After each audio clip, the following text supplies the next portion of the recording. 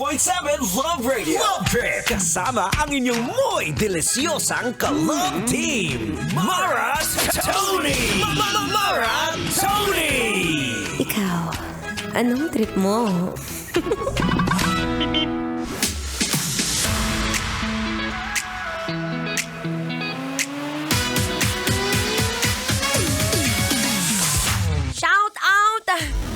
Shout out dyan sa katabi mo. Naubod ang sipag magtrabaho.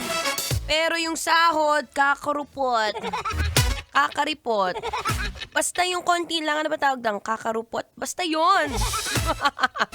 Ay nako, hold on tight. Anyway, nagbabalik po ang inyong kadaldalan. Daldalerang atleta DJ Mara Tony. At dahil ngayon, syempre, sahod day. Yan na naman tayo, B! Ano, sasahod o sasayad? Ito yung mga oras na grabe naman talaga ang temptasyon.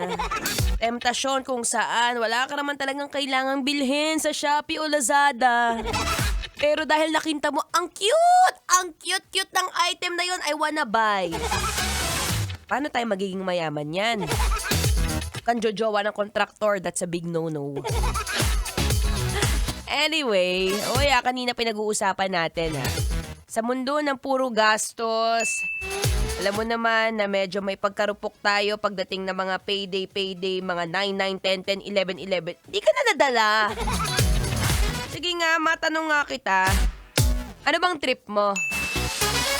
Trip mo ba ng maliit lang ang sahod pero gustong-gusto mo yung trabaho mo? O trip mo yung malaki ang sahod? Pero grabe naman, para ka namang zombie kakatrabaho. Oo, dalawa lang naman yan di ba? It's either malaki yung sahod mo, pagkatapos, grabe yung work mo. Parang minsan di mo alam kung gigising ka pa ba ng umaga kasi masyado na siyang burden sa'yo. Masyado na siyang pabigat sa'yo. Pero meron din naman na, okay, sige, malit yung sahod. Pero tuwang-tuwa ka sa trabaho. For example, ako po dati, isa rin po akong makeup artist sa mga hindi nakakapagpatanong. Dati, yung pagiging makeup artist ko, nakuha ko siyang as a sideline din. So, kumikita ko noon mga pa 500 pesos, mga isang mukha lang, ganon. Pero grabe rin naman yung pagod ni Mara Tony sa pagbigbit ng mga gamit-gamit na ganyan. Alam niyo po ba kung gaano kabigat ang mga gamit ng makeup artist kapag kami bumabiyahe papunta dun sa client? Diyos ko, B, mas mahal pa yung Grab kaysa dun sa binigay nung kliyente. Pero kasi, the point there is, I love doing makeup. Oo, pag yung mga tipong nagme-makeup ako ng tao, parang wala lang, para lang ako nagko-coloring book. Tsaka parang wala, na-enjoy ko lang. Kaya na itong pagdi-DJ ko, oo. Diba? Enjoy lang natin yung pagsasalita. Very passionate. Pero, on the other hand, kung ikaw naman yung klase ng tao na okay lang, malaki kita ko. For example, yan yung mga klase ng kabisyo na nandun sa abroad, OFW. Okay lang kahit medyo mahirap ang trabaho kagaya ng isang domestic helper.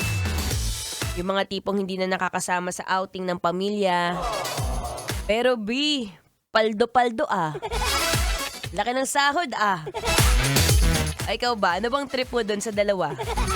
Mamimili ka lang naman It's either okay ka na dun sa malitang sahod, pero gustong-gusto mo yung ginagawa mo, o dun ka sa paldo-paldo ang sahod. Pero yung pamilya mo, minsan mo na lang makita. Pag-usapan natin, maya-maya. Okay? O pa ba? Lakas-lakas mo sa akin, B. O, saktong-sakto, habang nagpapalakas ka dyan sa akin. Shoutout na rin natin ang nakikinig na ating Grab driver na ubod ng yaman. Yaman daw sa kaibigan. Si James Brian at na may birthday ngayon. Pati na rin si Michael De Jesus. Uy, mabuhay! Mabuhay ang mga nagtatrabaho ng tapat. Uy, mamaya, babalik ako. Moira De La Torre, nagmamadali ka, nag-shoutout pa. Here's another song brought to you by Moira De La Torre entitled Tibo-Tibo.